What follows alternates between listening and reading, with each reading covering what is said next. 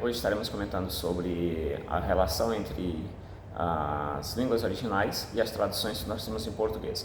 Então, eu pessoalmente acredito que aquilo que é necessário você saber do texto, né, a mensagem original, ela está já em português em suas diversas traduções. Então, nesse sentido, se poderia argumentar que para que eu vou estudar as línguas originais, uma vez que a mensagem ela já está decodificada no texto em português, a mensagem original.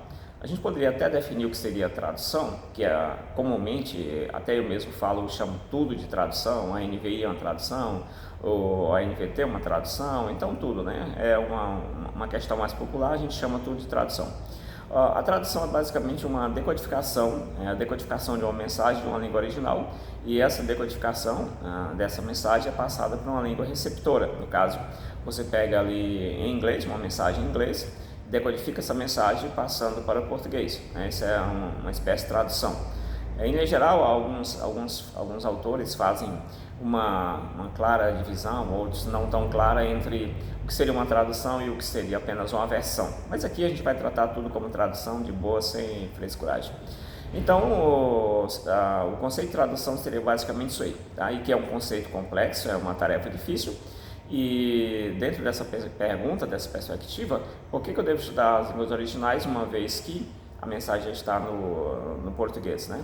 A questão é o seguinte, que as nossas traduções em português, ou em qualquer língua, elas dizem coisas absurdamente diferentes, né? São coisas, uma tradução diz uma coisa, outra tradução diz outra coisa.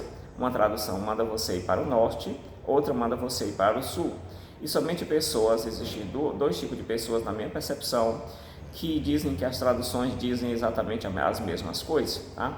A primeira pessoa é o inocente, a segunda pessoa é o mal intencionado, né? A pessoa que tem uma má intenção, o mal intencionado, ele vai dizer exatamente que as nossas traduções dizem exatamente a mesma coisa que elas não dizem. Nesse sentido, mesmo que a mensagem original, mesmo que a mensagem do texto do Novo Testamento, do Antigo Testamento, da Bíblia toda esteja em português, distribuída em nossas versões, como que a gente vai saber para identificar qual que é o texto original? Quando você está com duas traduções, né, duas versões, enfim, na sua mão, e aí você precisa decidir, você encontra uma dizendo uma coisa, outra falando outra, e aí você precisa tomar uma decisão, né? Qual dessas aqui seria o texto original? Aí dentro dessa perspectiva vem aquelas discussões acadêmicas, não, todos são originais, todos são verdadeiros, mas isso aí é uma baboseira que na prática isso aí não funciona, tá? Na prática você tem, ou Jesus falou essa palavra ou ele falou aquela, não tem discussão. Academicamente você consegue fazer isso aí, só que na prática do dia a dia, para você decidir, para você estabelecer doutrina, você não tem como estabelecer doutrina em cima de um texto que você não sabe qual é a variante correta, o que Jesus falou, né? Ou seja, qual seria realmente a palavra utilizada por Jesus, por Paulo, por qualquer um dos apóstolos. E aí, nesse sentido, repito, academicamente dá para você dizer, não, aqui todos os textos são originais, todas as traduções são originais, são verdadeiras, enfim, né? Nem se discute tanto essa ideia de verdadeiro, mas se é possível, então se é possível, logicamente, tá tudo bem. Só que na prática, repito, você não consegue ter essa mesma percepção que às vezes os acadêmicos têm. Na prática, você encontra dois textos contraditórios, um dizendo uma coisa, outro dizendo outra, e acabou. E aí você tem que decidir, você principalmente que está na ponta da fila, na pregação ali no evangelismo, você tem que decidir, você que está criando uma doutrina ou então defendendo uma doutrina, você tem que decidir qual daquelas ali é a melhor, e às vezes você não tem o conhecimento técnico para aquilo. Por isso é necessário estudar as línguas originais, estudar a crítica textual, estudar um monte de coisas para que você consiga. Você não vai decidir 100% com toda a certeza do mundo, mas você tem pelo menos uma explicação lógica para dizer, eu acredito que esse seja o melhor texto por essa e por aquela razão, né? Seja por alguma implicação lógica, né? Como diz o professor Helry, né? Ou seja por uma implicação lógica, ou seja por algum conhecimento mais técnico da gramática, da história, enfim, né?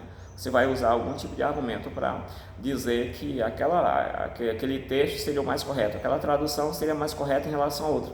Porque se você não tem esse conhecimento, você não consegue decidir. Você sabe que elas estão ali, você tem duas traduções em mãos, mas você não sabe o que é verdadeira. Você tem uma terceira ou uma quarta, você não sabe. E aí, aquilo que estava vindo para facilitar agora aparece para confundir ainda mais a questão. Então, basicamente, era o vídeo de hoje, apenas uma reflexão, um desabafo aí para você. Se você concorda, se inscreve aí, escreve aí no comentário. Se você não concorda e quer criticar a minha opinião nesse sentido, também deixa nos comentários aí. Todas essas posições, elas são bem-vindas aí aqui nesse vídeo. Valeu, basicamente é isso. Qual a sua visão sobre isso? Deixa aí também, comenta. Valeu, fui.